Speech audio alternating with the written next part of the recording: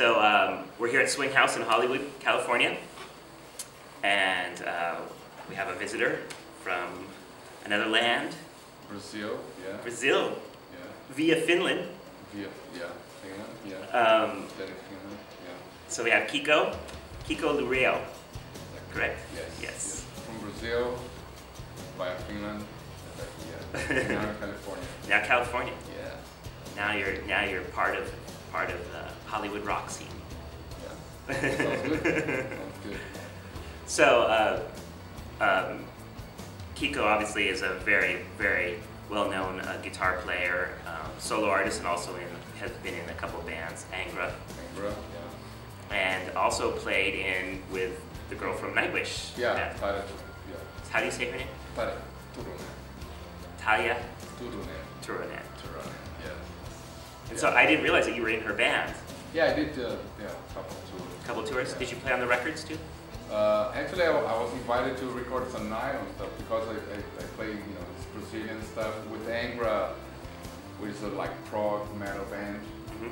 But we always put a lot of Brazilian influences in the nylon, acoustic guitar, classical things. So she really loved that, and she asked me first to record nylon for her album. Yeah. Cool. Then I got to know her.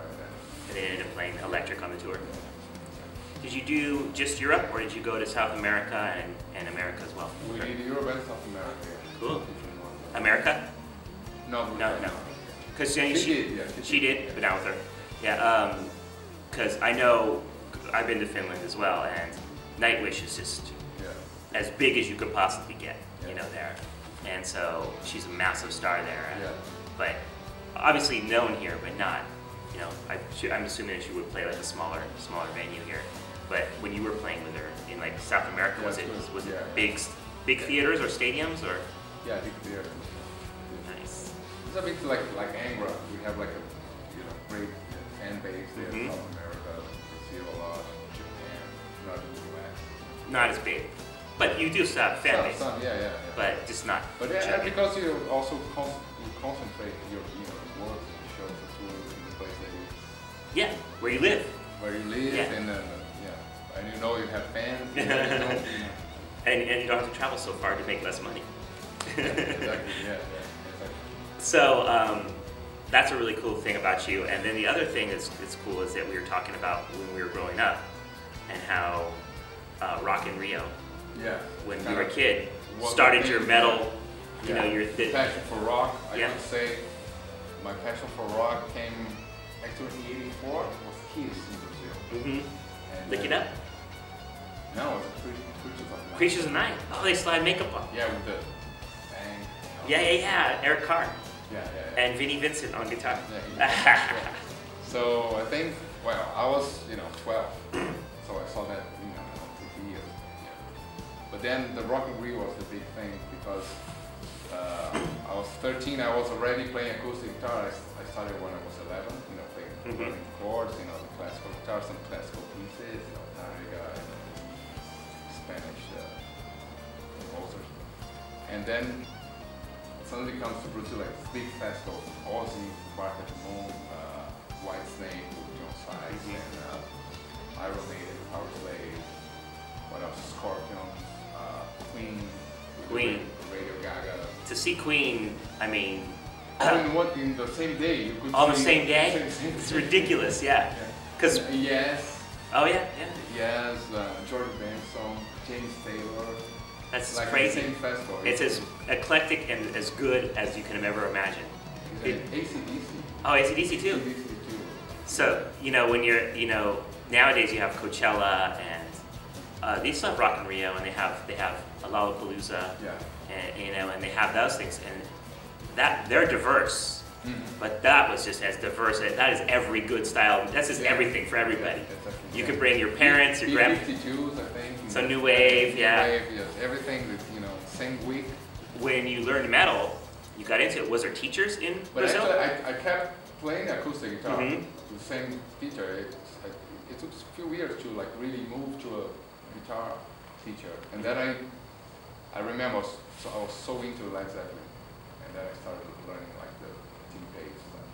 And did you teach it yourself, or did he No, teach you? then I went to a school, like a private school. A private school for music? Yeah. And they taught you hard rock? Yeah, then I remember like the first lesson was like Black Dog. Cool. So that's a good school. Yeah, that's what I want. Yeah, the Black Dog riff. That's what I started. Some Jimi Hendrix, some Van Halen stuff. You know, we're talking about mid '80s, right? So Van Halen. It's the height of Eddie. Yeah. So then after that, and then start. You know, Brazil. I think it was a bit late, maybe 1 year, 2 years late of the album releases, right? And we're not getting everything. So, but suddenly, like the record company released all these Guitar Heroes album there. You know, Greg Howe and Jason Becker. Oh, you know, the Shrapnel, Mark Varney. Yeah. Suddenly there was some deal with the Brazilian label, and then suddenly came all these vinyls of all these guys. Cool. And then so they knew. Razor X. When did you listen to the records and learn it from the records, or did you have to like have someone show it to you when you were a kid? Both, right? Because at that time, well, pre-YouTube era, right? So, pre-VHS. Yeah. So a little bit of VHS. Some was starting that, right? Like the videos. Yeah. A little bit of that was very important because I could understand a little bit. The teacher, but the teacher was more into Jim Page, so he was into like this super classic. He was into classic rock. Fast guys, you know. There was more like a teenager like me. Yeah. And then I remember getting some Japanese magazine, the Young Guitar magazine. I remember. But I had to go like to the Japanese town, São Paulo, and to go to the bookstore. Oh yeah, to the bookstore, the Japanese neighborhood, the Japanese market. Yeah. I remember trying to find some. Oh, that's being really hardcore into it, yeah. Because then you could find like a proper, the sheet, tablature. Yeah, tablature scores of the. And then I was trying to learn from that. And of course by ear, and listening some videos, and the teacher, and trying to combine. Put it all together. And then when did you start your first band? What age? I was like 16, something like this, and 19, and 17 I started playing with Rafael, which is the other champion from England. So we were like 17, so we had like a first band that we had, high school band, yeah. Played, just rehearsing. Yeah, play in the garage. Yeah, rehearsing for, no.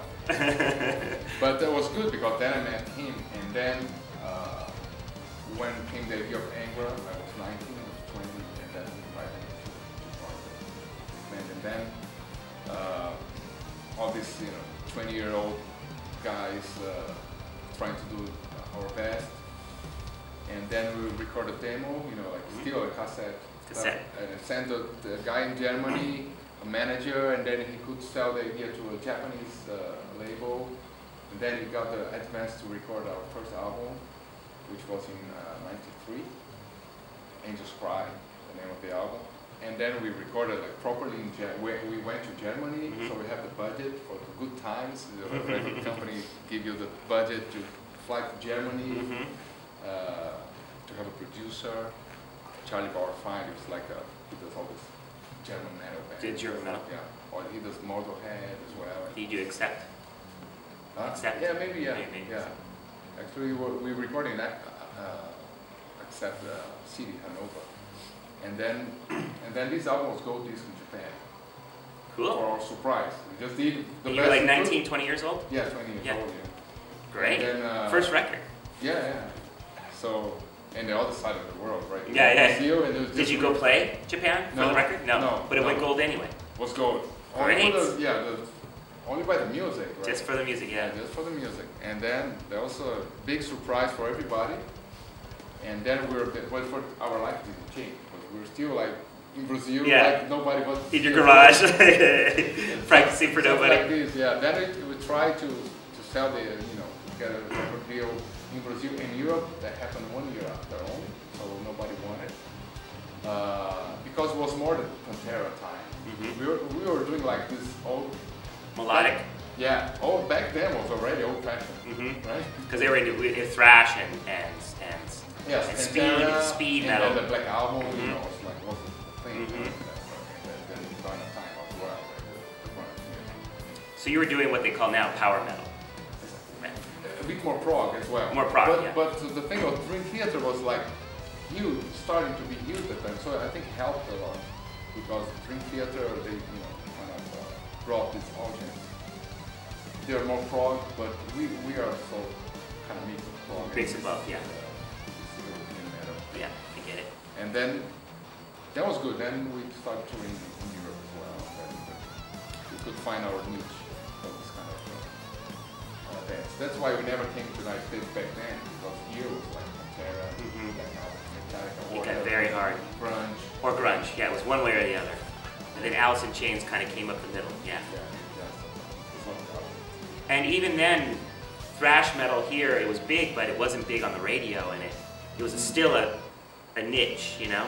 Like they were selling out places, but it was still underground. The mass public didn't know about it, you know? And so, like, grunge got bigger than thrash metal, you know? Obviously Metallica was big, but everything else was this, you know, underground. And Metallica you would never hear on the radio, ever, ever. And it took like, what, 2 years after Black Album, or a year after Black Album, before I finally hear a Metallica song on the radio. I had another yeah, it was big on MTV, of course. Okay. But not on the radio. They would not, it just never would happen. And then finally, it was that one thing that took them over the ledge. And then I remember seeing, then all the other bands tried having, you know, the thrash bands started going backwards and trying to be more melodic and be like, try to have like a, you know, like a ballad or power ballad or whatever. And it didn't fit, you know, they didn't feel comfortable with it. So then the scene died out a little bit. Then of course now it's back again, and every style of metal is back again now. It's just, now it's just fine, the different genres now, they all kind of spread together, and you play festivals and you play with, you know, everybody. All kinds, everybody. Tracks to Halloween. Exactly, yeah. That's great. So, so that was your early history. Now, how did you end up in Talia's band from Nightwish? How did you end up in that band? Like Angra was really successful in Brazil, and then I think Nightwish was coming a lot to South America, so she was enjoying music as well. Did you open for her? No. So she just heard of you though? Yeah. No, actually forgot that. In Japan, Nightwish was opening for us. Oh, okay. So the band in Japan was Angra was really, quite well known there, quite big. And then we did a tour in 2005, 2006. And Nightwish was open. It was kind of cold. Not really opening, but yeah. So I think it was the first time I met her and met the guys from Nightwish. They were like starting in Japan, actually. They were already just starting to get big. Already. So it's kind of weird because they were like opening. Opposite. Yeah. Opposite. Yeah. But it happens that in this. Just depends, yeah. Yeah, market. Yeah.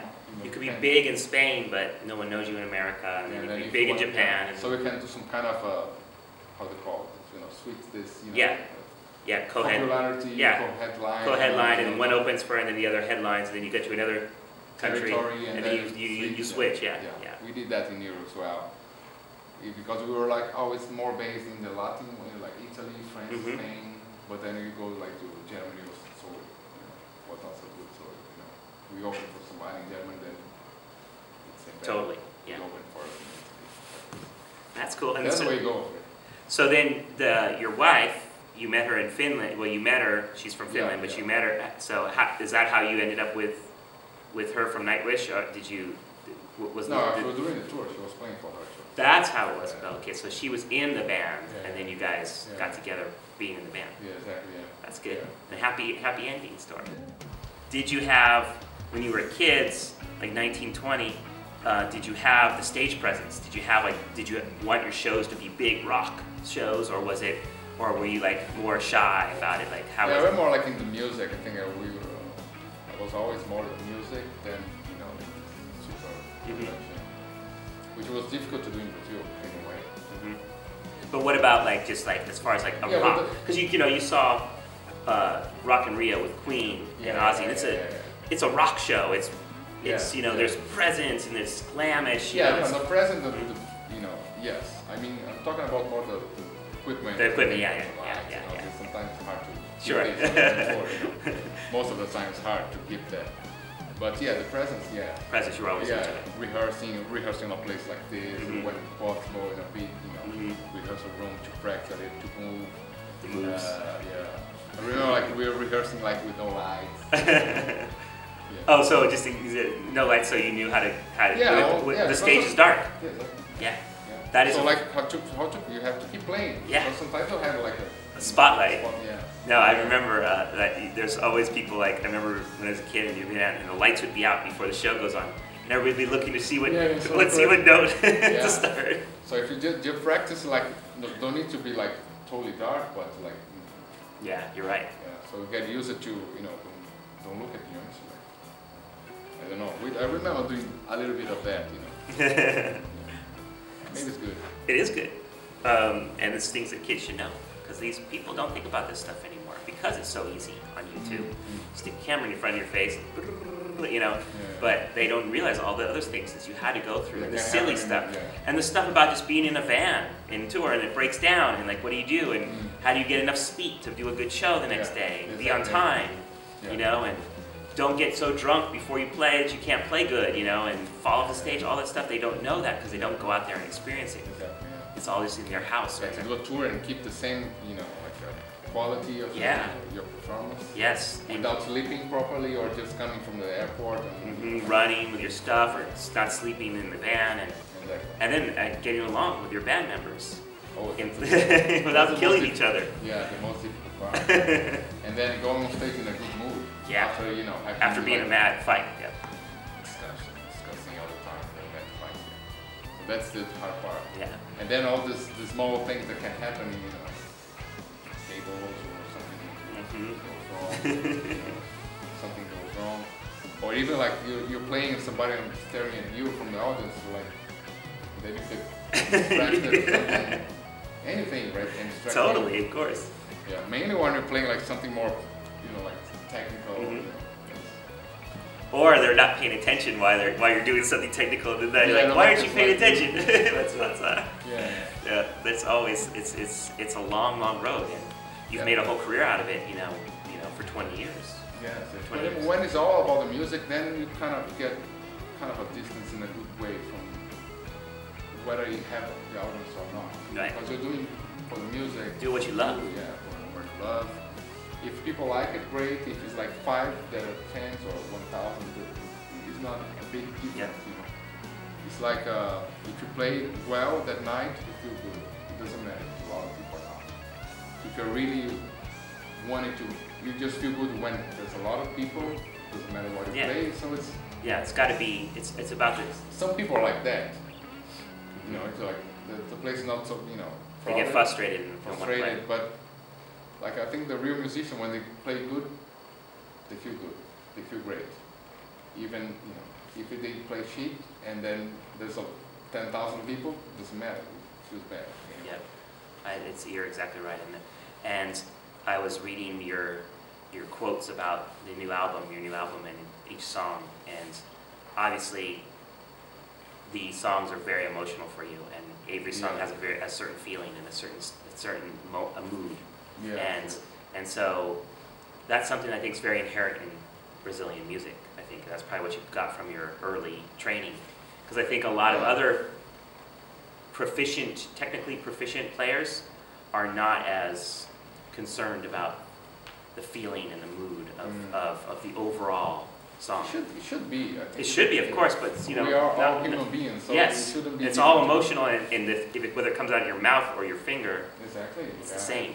And then mainly when it's an instrumental album, so it's only about the music and the feeling about. Because when you write the lyrics, then you have a guideline to the emotion, so the person listening to that, the song's talking about whatever, a love story or something. So it's kind of a guideline to music. When it's instrumental music, it's hard to give a name to the song, and then you have to be really sincere of what your feelings were about when the first ideas when it came out.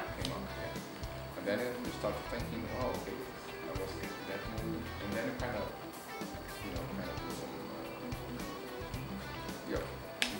try to think, internalize your feelings and try to understand you better. To why these songs are coming like that. And then you have to respect it. It becomes a ballad, it becomes a whatever. The chords is always minor, my songs are always minor, it's always major. It's like they're aggressive, they're dissonant or they're super consonant.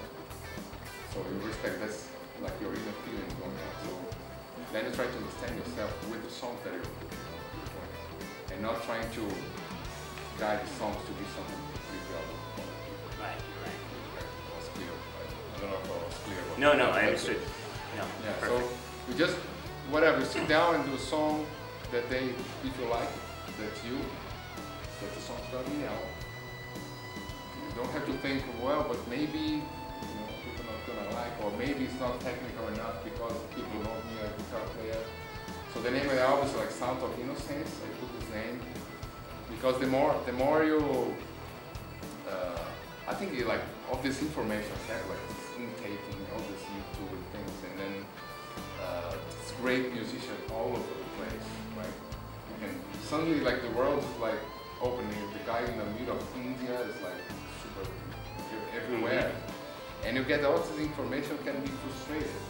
Yeah. With that because so the only thing that's gonna really make you happy about the music is to play what you like, what you want. Exactly. So That's it's like being more naive, being more innocent is what your proper feeling. Yeah, that's my album. That's cool. And you got to make the record you want. Do your record companies now, do they try to tell you to change, or do they try to tell you, oh, this is not shredder enough, or is this not, is this not big enough, or do they ever give you a hard time about it, or do you get to do what you want to do? Well, now this record company things are very different. I still have the same record company from Japan, JVC. JVC is great people. No, They just like what you like? Yeah. That's okay, good. that's released. When is it? And then Steamhammer, is that Germany, or is that? Yeah, it's Frankfurt. Yeah, Right. It's Frankfurt. Yeah. Also, many years nobody say anything. It's great. Yeah. And it's glad But you of have. course, what happens is like, if they want to choose a song to to play the radio or something, then they choose by the taste. Sure. They get the songs, the 10 songs of the album. We like the shred song. So, okay, we get this one. We have the ballad. Maybe the other country choose a ballad. Then up to the record company to decide. But the songs are there. It's the one. So anyone they want to pick to promote, it's fine. It's fine. Yeah. It's cool. Something for everybody. Yeah. That's the idea.